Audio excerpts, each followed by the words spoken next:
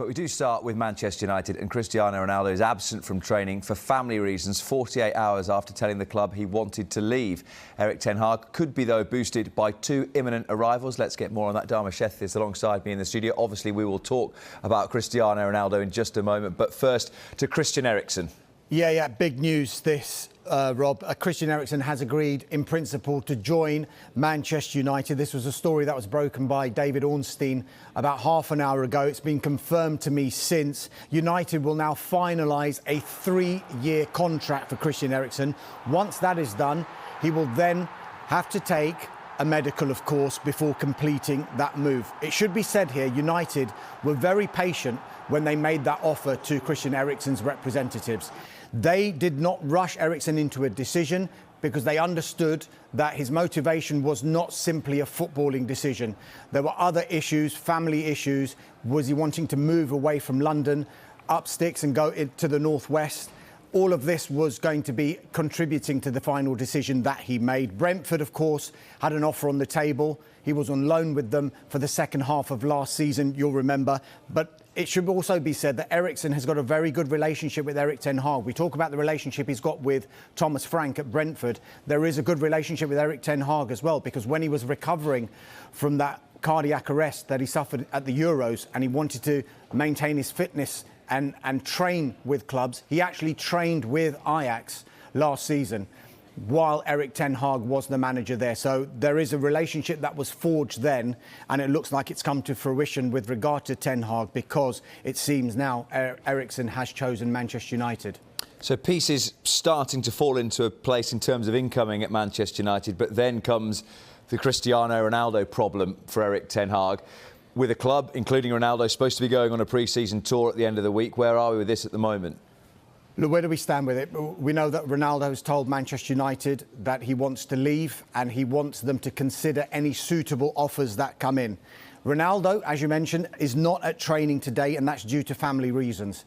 And Manchester United have accepted that explanation, but they maintain that Cristiano Ronaldo is simply not for sale. They expect him to stay. He's got a year left on his contract, and there's an option for a further 12 months for Cristiano Ronaldo as well. And they also expect, as it stands, it should be said, that he'll be on the pre-season tour to Thailand and Australia, and the squad depart for that tour on Friday. It should also be said, United's transfer window. Now, United wanted to strengthen the forward line, not necessarily a number 9, but the forward line. And this was even before Ronaldo's decision came to light.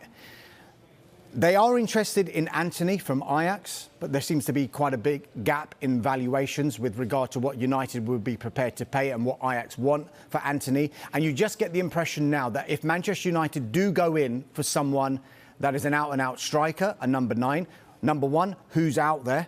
A lot of those deals have been done because Manchester United were under the assumption that Ronaldo would be staying, and their stance is that he is staying. But this has thrown the cat amongst the pigeons somewhat, hasn't it? Because Ronaldo has expressed his desire to leave. The timing of it as well is something that needs to be looked at, because United weren't in Europa League football and they knew about Champions League football and knew about this for a while. Now, cynics amongst us might think that there were no real offers coming through to George Mendes at the back end of the season. And a month into this transfer window, are those offers starting to come to light?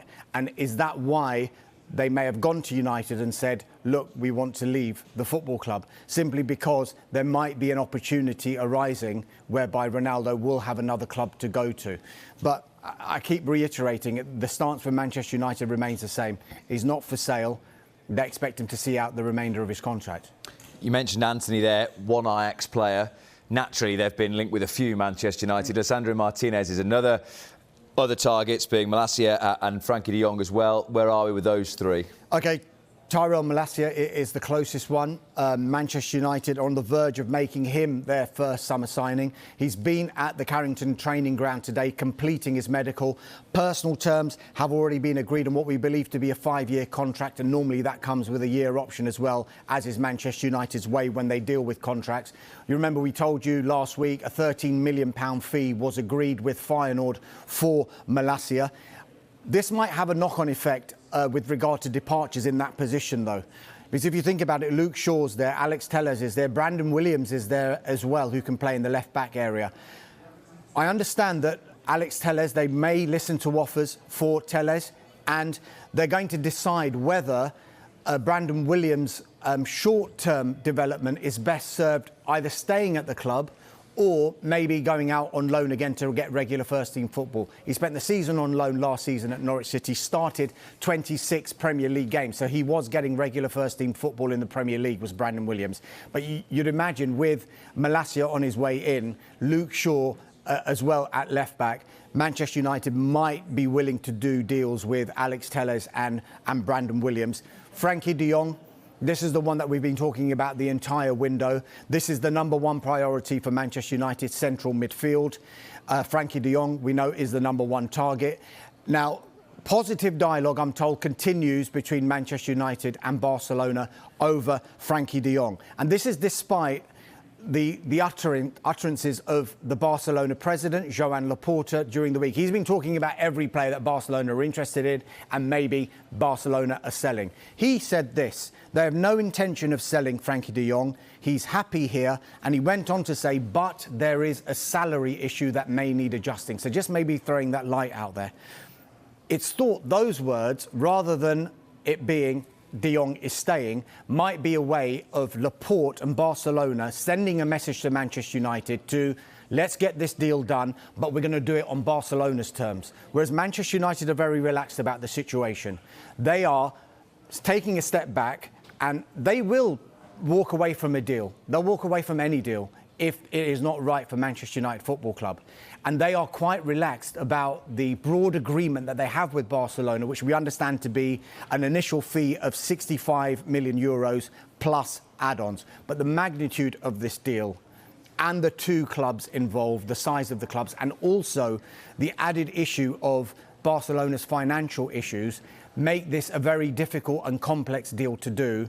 But there remains an optimism from the Manchester United side that they can get Frenkie de Jong done and dusted and over the line in time for the new season.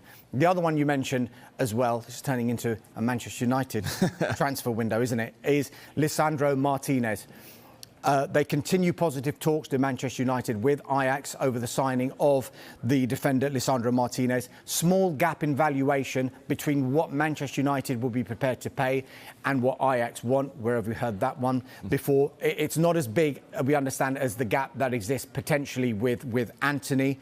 But it is thought that Martinez would be keen to work and reunite with Erik ten Hag. He was a regular under ten Hag at Ajax in the past 2 or 3 seasons. The other thing that needs stating as well is the excellent relationship that Manchester United share with Ajax. The chief executive at Ajax is Edwin van der Sar. Ajax have sold Donny van der Beek to Manchester United. They've let their manager go, Erik ten Hag, to Manchester United. And in all of the social media posts that came in the aftermath of those moves, were very positive and very friendly. Good luck, Donny van der Beek. You're joining a great club. Good luck to Erik ten Hag. Thanks for all the time that you've spent at the football club. And I think those negotiations have stood United in good stead when it comes to dealing with Ajax. And it's no surprise that Erik ten Hag is going for players that he knows and going for players that he trusts, simply because he's got a philosophy that he wants to bring to Manchester United. Arsenal, it should be said, still interested in Martinez, but they haven't met the asking price either.